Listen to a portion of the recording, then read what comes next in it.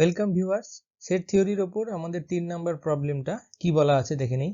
If A union B equal to P Q R S, মানে A union বিতে P Q R S এই চারটে element আছে, A union সিতে আছে কিউ আর এস টি এই চারটে এলিমেন্ট, এ ইন্টারসেকশন বিতে আছে কিউ আর আর এই দুটো এলিমেন্ট, আর এ ইন্টারসেকশন সিতে আছে কিউ এস এই দুটো এলিমেন্ট। তাহলে আমাদের ফাইন্ড করতে হবে এ বি সি সেটগুলোতে কোন কোন এলিমেন্ট আছে। কোশ্চেনে যে সেটগুলো আমাদের বলে দেওয়া আছে সেগুলো আমরা লিখে নিচ্ছি। এই চারটে সেট বলে দেওয়া আছে, A union B, A intersection B, A union C, A intersection C. আমরা একটা টেবিলের সাহায্য নিয়ে এ বি সি ফাইন্ড করব। প্রথম রোতে সেটগুলো লিখেছি এ বি সি, এবং সেকেন্ড রোতে এলিমেন্টগুলো লিখবো যে সেটের কারা এলিমেন্ট থাকবে। প্রথমে দেখে নিই এ ইন্টারসেকশন বি দেওয়া আছে। এ ইন্টারসেকশন বি মানে হচ্ছে এ আর বি এর কমন এলিমেন্ট, মানে এখানে কিউ আর আর আছে, এই কিউ আর এতেও থাকবে বিতেও থাকবে। তাহলে লিখে নেই কিউ আর এখানে এতে থাকবে, কিউ আর বিতে থাকবে। এ ইন্টারসেকশন সি তে আছে কিউ এবং এস, তার মানে সি তে কিউ এসটা থাকবে আর এতেও থাকবে, এতে অলরেডি কিউটা লেখা আছে, তাহলে এসটা লিখে দিই।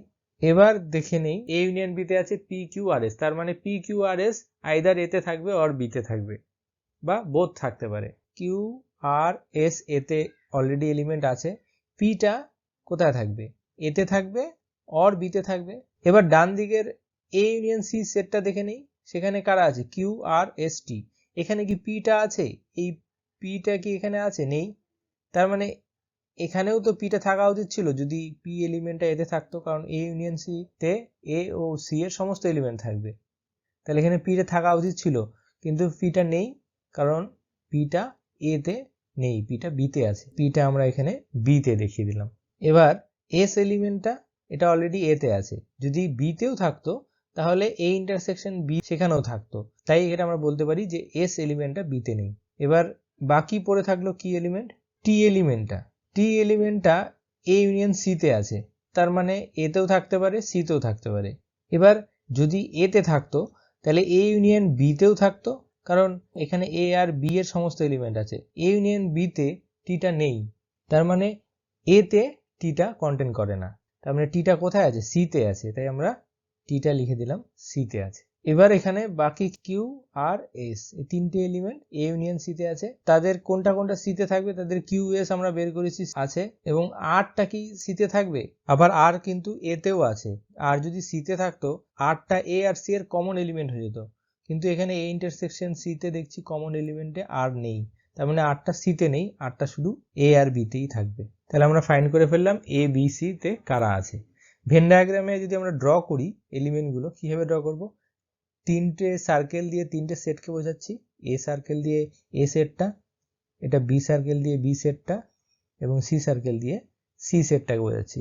এই যে পোর্শনটা এটা হচ্ছে এ আর সি এর কমন এরিয়া, এই পোর্শনটা এ আর বি এর কমন এরিয়া, আর এই পোর্শনটা বি আর সি এর কমন এরিয়া, আর মাঝখানে যে এই পোর্শনটা এটা এ বি সি তিনটে সেটেরই কমন এরিয়া। তার মানে এখানে দেখতে পাচ্ছি এলিমেন্টগুলো থেকে কিউ এলিমেন্টটা তিনটে জায়গায় আছে, এতেও আছে বিতেও আছে সিতেও আছে, তাহলে কিউ এলিমেন্টটা এখানে লিখে দিই, এখানে কিউ।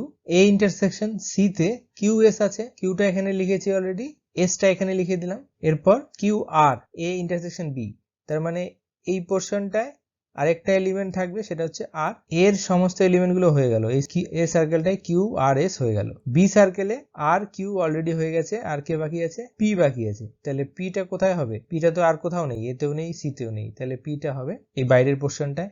আর সি সার্কেলে কিউ আর এস হয়ে গেছে, কিউ এখানে আছে এস এখানে আছে, টিটা কোথায় থাকবে, শুধু সিতে থাকবে, তার মানে বাইরে এই পোর্শনটায় আমি টিটা লিখে দিচ্ছি। এটাই হচ্ছে Venn diagram A B C এর। নিচে লিখে দিচ্ছি এ সেট হচ্ছে Q R S, B set হচ্ছে পি কিউ আর, এবং সি সেট হচ্ছে কিউ এস টি।